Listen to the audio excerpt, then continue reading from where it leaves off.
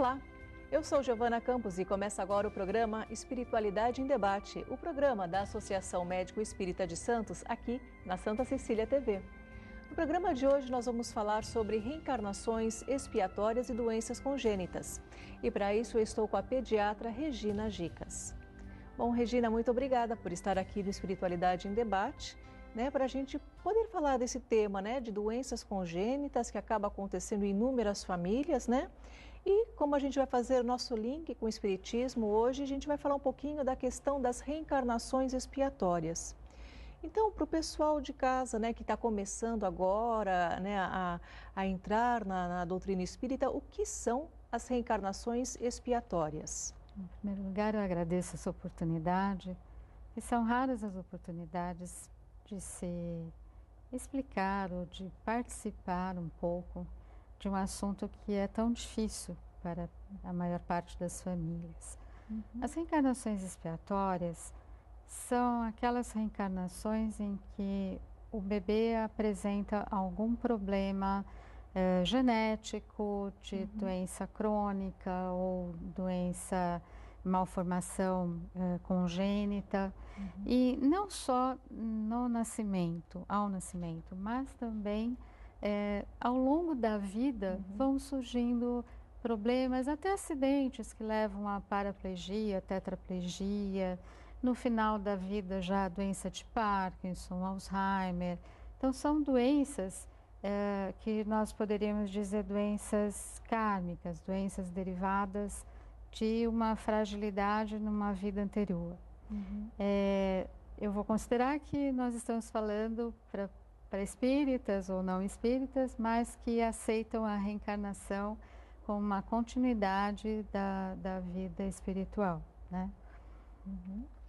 Então, por que acontecem, essas reencarnações expiatórias, É realmente uma aprovação que aquela pessoa ou a família precisa? Não ou necessariamente uma aprovação, continua. Não necessariamente uma aprovação. Pode ser uma missão.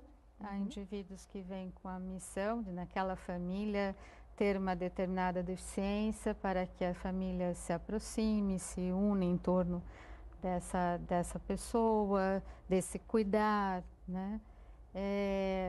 missão, expiação ou uma prova no sentido de que o indivíduo, passando esse período, ele alcança uma evolução espiritual maior.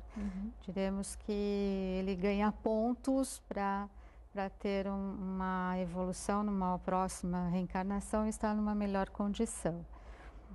Uma oportunidade, então, de um resgate familiar. De um reajuste. Eu diria mais de um reajuste, de uma harmonização, tanto do indivíduo consigo mesmo, com as suas questões espirituais, quanto com a família na qual ele está inserido. Então, esses processos de reajuste, como que a gente pode entender, como que eles acontecem? Infelizmente, nós não lembramos do nosso acordo do outro lado, A gente nunca vai lembrar completamente. Às vezes você tem lapsos da entrega do bebê, alguma coisa nesse sentido, num sonho, Mas a questão é que quando ocorre esse processo de ter uma deficiência congênita, que chega a hora da notícia, que o pediatra vai falar que a criança tem síndrome de Down, ou que a criança nasceu com defeito na perna, ou uma malformação cardíaca, é um baque muito grande, Porque o bebê desejado, o bebê esperado, tudo não é um bebê que vem com defeito, Que vem com uma deficiência, que vem com uma fragilidade. Todo mundo espera ter um filho dos sonhos, um filho perfeito, um filho que vai realizar, inclusive, os desejos dos pais, Ele tem essa projeção. Então, nesse processo, sempre tem aquilo, por que eu? Por que aconteceu comigo? O que nós fizemos de errado? Então, muitas vezes, essas alterações as pessoas veem como um castigo de Deus, Em primeiro lugar, parece que essa é a primeira visão, sensação. a primeira sensação, exatamente, a primeira sensação, Mas não só na doutrina espírita, mas eu tenho Eu cuido de crianças com problemas crônicos, né? São crianças fora de possibilidade de cura. E em famílias com uma fé, uma espiritualidade forte, mesmo de outras religiões que não é espírita, seja evangélico, seja católica, em que essa espiritualidade é bem enraizada, essa questão do porquê comigo, tudo, ela vai se esmaecendo. Fica mais sublimada. Fica bastante. Então, é uma mãe que é aquela mãe leoa mesmo, que investe no filho, que cuida, que direciona todos os seus recursos financeiros, afetivos, tudo, e o amor por essa criança. Então, o início é que é o mais difícil, porque o início você vive um luto, né? É o luto pelo bebê desejado que se perdeu, né? É o luto de uma história que não vai acontecer. Porque eu tenho crianças que nunca vão correr, nunca vão falar mamãe, nunca irão para a escola, nunca irão se desenvolver como um ser humano normal, né? E só que cada pequeno ganho dessa criança, cada movimento que ela adquire, cada sílaba que ela pronuncia, tem um valor muito grande, né? Há um investimento da equipe multidisciplinar que atende essa criança, do médico que também precisa dar um grande apoio. Porque muitas vezes é necessário vários médicos, né? O psiquiatra e mais algum especialista, dependendo da área a qual a criança... Dependendo da situação, você tem crianças que têm convulsões, então você precisa de um apoio neurológico. Você tem crianças com problemas pulmonares graves, então tem um pneumologista infantil, assim como os adultos, né? Tem Alzheimer, vai no psiquiatra, vai no neurologista, tem Parkinson. Então, são doenças que demandam muita atenção, muitos profissionais para reabilitar, para que se consiga o máximo de qualidade de vida dentro da patologia, dentro da doença, e muita paciência, né, da família, no sentido de aceitar, acolher todas essas limitações. E o que mais você sente na nossa sociedade é que esses indivíduos se tornam invisíveis, porque eles pouco saem de casa, principalmente a criança, a família também tem a sua liberdade bastante restrita, e isso vai se tornando que você não tem só um paciente, você passa a ter uma família doente, né? E muitas vezes com bastante dificuldade de você reabilitar os indivíduos que não têm as limitações de doença, né? Essas reencarnações, essas doenças, elas são provavelmente escolhidas por aquele espírito, ou acontece alguma coisa que é necessário passar por aquilo? Como que funciona isso na luz do espiritismo? No caso de reencarnações, vamos supor, espontâneas, em que o indivíduo tem, o espírito tem o merecimento de escolher ou de participar daquela programação reencarnatória, ele pode escolher. Porque às vezes é engraçado ouvir, nossa, tem o merecimento de escolher, e escolheu exatamente vir com uma doença, né? Para quem é espírita, eu acho que talvez fique um pouco mais claro, mas para quem não é, talvez isso fique um pouco contraditório. Como poderíamos colocar? Numa vida anterior, era uma pessoa muito bonita, com um desempenho intelectual normal, elevado, e que não utilizou adequadamente do ponto de vista moral, nem a beleza, nem o desenvolvimento intelectual. Então, ele reencarna com uma criança como síndrome de Down. Ela não vai ser nem muito bonita e vai ter um rebaixamento, um déficit intelectual. Nas reencarnações expiatórias, realmente, que são compulsórias, ele não tem esse direito de escolha. Por exemplo, um indivíduo que tentou suicídio, foi atropelado por um trem, uma coisa meio exagerada, mas ele vai reencarnar muitas vezes como um tetraplégico, ou alguém que nasce com múltiplas malformações, né? Malformação cardíaca, uma perna deficiente, enfim, ele vem de uma forma bastante comprometida, muitas vezes até para que ele não reincida no suicídio nessa próxima reencarnação. Então, quando eu falo que indivíduos escolhem determinadas situações como missão, eu vou me referir ao Stephen Hawking, por exemplo. Ele teve uma doença que normalmente a pessoa vive 3 ou 4 anos de vida no máximo, ele viveu 75 anos, né? Dos quais mais de 50 doentes, quer dizer, é uma coisa absolutamente inédita. Quantas pessoas não têm esclerose lateral amiotrófica e vivem entre 2 e 5 anos após, mesmo com os modernos medicamentos, vão viver esse prazo, certo? Então, é um indivíduo que, apesar de tanta limitação, é um cientista maravilhoso. Então, ele vem como missionário. Correto. Portador dessa doença, um missionário, porque ele não se deixou inibir, ele não sucumbiu à doença, ele conseguiu levar adiante aquele cérebro aprisionado. Né? Então, eu acho que é um dos filmes que eu recomendo as pessoas verem, que é A Teoria de Tudo, para que haja esperança, porque a principal questão que eu sinto no atendimento dessas famílias é o desenvolvimento da esperança. Porque hoje elas estão fora de capacidade terapêutica, de cura, né? Você tem condição de promover uma vida, uma qualidade de vida um pouco melhor, mas a gente não sabe o futuro. Se sai alguma nova medicação, uma terapia gênica que dê uma melhor condição de vida. E a gente está na atualidade, né, a tecnologia, a medicina está avançando cada vez mais, não é? Então, sempre há uma esperança. Com certeza, com certeza. Bom, Regina, a gente vai fazer uma breve pausa para o nosso intervalo e nós voltamos já já.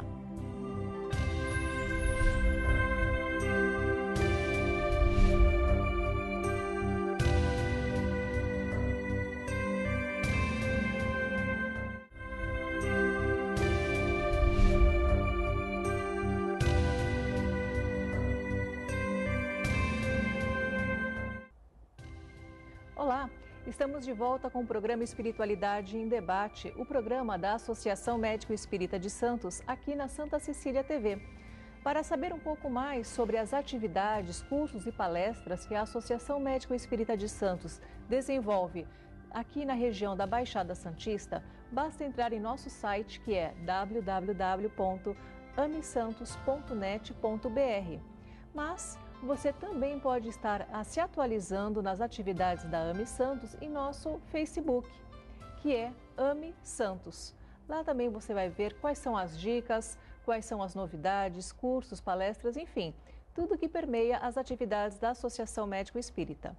No programa de hoje, estou com a pediatra doutora Regina Gicas e estamos falando um pouco mais sobre as reencarnações expiatórias.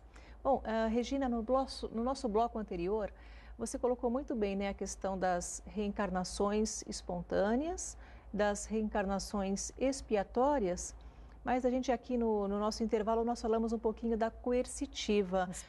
Provações coercitivas. Né? Isso, das provações coercitivas. Essas provações, elas têm a anuência do espírito que vai reencarnar, mas não é uma escolha dele. O mentor que o auxilia na reencarnação explica que é uma condição que vai favorecê-lo para que ele tenha um reajuste no seu perispírito e tenha um desenvolvimento, uma reencarnação um pouco melhor sucedida do que a anterior.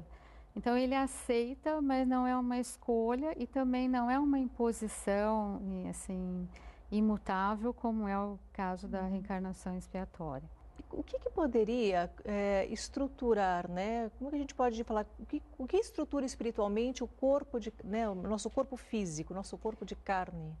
Vamos pensar que nós temos espírito que nós encararíamos como uma luz, como uma estrela, um revestimento etéreo, que é o perispírito, que reveste o espírito, e esse perispírito, ele é o molde do corpo de carne, do corpo físico, tá? Antes da reencarnação, o perispírito carrega todas as marcas e todas as predisposições que o corpo físico vai desenvolver. É claro que isso não é um mapa fatídico, por exemplo, porque se você tiver uma vida saudável, se você tiver pensamentos saudáveis, uma moral elevada, você pode até modificar o resultado final desse projeto.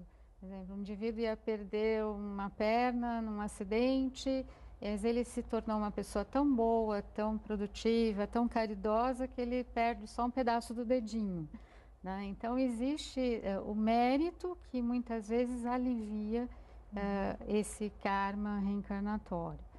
Tá. Isso foi dito sobre Chico Xavier, né? Quando ele teve uma doença cardiológica, Isso. mas por seu trabalho sem igual, né, na caridade, na ajuda aos mais necessitados, a ajuda às mães, né, que perderam os filhos, que foi dada uma moratória a ele, né? Exatamente.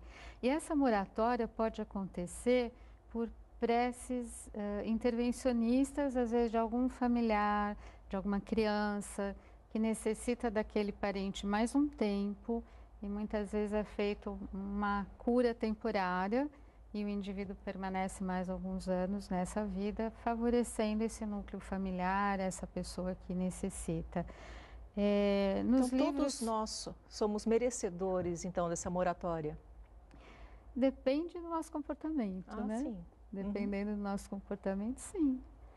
Por que não? Você ia mencionar um livro agora? Era Entre a Terra e o Céu, da coleção André Luiz, em que esse caso da moratória de uma avó, porque ia nascer uma criança que precisava do apoio dela, era um espírito afim, que essa filha não tivesse o choque da morte dela, né, o trauma da morte da mãe, para que o bebê pudesse nascer de uma forma mais tranquila. Ela tem o auxílio médico de um mentor espiritual e ela permanece na Terra mais algum tempo. Né? Então, são livros que, embora pareçam romances, eles acabam trazendo muita informação do plano espiritual para nós, principalmente na questão reencarnatória, na questão das doenças, ajuda bastante. Na sua experiência como pediatra, talvez não seja para todas as famílias que você consiga dar essa explicação logo no início, quando eles têm o choque de uma notícia, né? Como você falou, o luto inicial, às vezes no que acontece na hora do parto, né? Quando você sabe que uma criança nasceu com alguma deformidade ou alguma enfermidade congênita, ou mesmo de repente, quando a criança passa por algum acidente ou alguma outra, nasce normal, né? Então, na sua experiência como pediatra, quanto tempo leva? Como fazer essa família ficar mais mais assim aberta ao aceite dessa situação? É variável. Esse é um luto muito variável. Depende muito do apoio que essa mãe vai ter. O que você nota que a grande maioria dos pais vão embora e essa mãe fica sozinha. Eles podem até visitar de vez em quando, dão a pensão, mas assim não se tornam presentes. Quando você tem ambos presentes e atuantes e cuidando da criança, a evolução é muito melhor. Né? A mãe se sente apoiada e isso faz com que ela não desista desse filho, né? Ela vai atrás de todos os recursos possíveis. O que eu vejo é que varia muito com a condição anterior, se é um casamento bem estruturado, se é um filho desejado, porque se é uma criança que nasceu prematura, ficou muito tempo internada em UTI neonatal e esse vínculo se torna um fraco vínculo mãe-filho, esse processo é bem mais demorado. Eu tive uma criança que a mãe fazia tudo do ponto de vista físico, troca, alimentação, tudo, mas o vínculo com a criança, você vê que não era um vínculo verdadeiro. Não era forte, né? Não era forte. Né? E o pai tinha um vínculo muito maior com essa filha do que a mãe. Diferente, era um casal que teve 2 outros filhos depois, mas a gente percebia que a preocupação com as crises respiratórias, com a parte orgânica que a criança passava, eu tinha que tratar tudo com o pai, era com o pai que o vínculo era mais forte. Isso tem até uma explicação espiritual, né? Esses vínculos fortes, né? Provavelmente. Varia muito, como eu falei. Eu tenho uma mãe de uma criança que tem a associação de Vatters, é um bebê que tem malformação cardíaca, malformação na perna, malformação de trato respiratório, digestivo, enfim, é uma coisa assim que eu nunca vi em 40 anos de pediatria, tanta coisa junta numa criatura só. Os pais são extremamente unidos, eles vieram do Nordeste para tratar a criança aqui ainda antes de nascer, que eles sabiam que ia ter problema. A mãe ficou 8 meses com esse bebê internada numa UTI. E ela tem uma alegria, uma esperança. Essa criança tem inteligência normal. Essa criança começou a engatinhar e ter, apesar do seu problema na perna, e num desenvolvimento quase num tempo normal. Então você vê que esse amor, essa fé é tão forte, independente da bandeira religiosa, encurta muito esse período, embora ela já soubesse na gravidez, mas o período de luto dela foi muito forte, porque ela fala, só o sorriso dele vale qualquer sofrimento, porque ele é o guerreiro, né? Então você vê que a criança dá energia para os pais continuarem nessa luta junto com a criança. Com o passar do tempo, vamos supor que uma criança de 10 anos sofra um acidente ou tenha alguma enfermidade. É diferente essa dinâmica familiar? É diferente porque existe a questão da culpa, né? Tem um menino que sofreu um afogamento numa piscina, perderam o controle da criança, estava só a mãe, né? Ela foi numa festa, levou o filho, o pai não foi, porque ele trabalha à noite, ia dormir de dia, e a criança caiu na piscina, se afogou, ou quase afogamento, e na ressuscitação, por lesão cerebral grave, a criança ficou, que a gente chama de encefalopatia crônica não evolutiva. A criança realmente ficou muito sequelada. E o tempo todo permeia na vontade dessa mãe de manter a criança viva, de fazer uma série de atividades que a gente sabe que não vão reverter em evolução neurológica nenhuma pelo quadro dela, da culpa, né? A relação com o pai é bastante complicada e permeia, você vê que permeia aquela culpa da situação. Então, busca-se o culpado, né? Quem deixou de olhar, o que aconteceu, outra porque foi a vacina que tomou, que deu a meningite, ou enfim, sempre se busca alguma situação que explique aquele evento desagradável, aquela situação que acontece. Então, a religiosidade da família influencia na aceitação? Muito. Muito. Isso independente da religião? Independente da religião.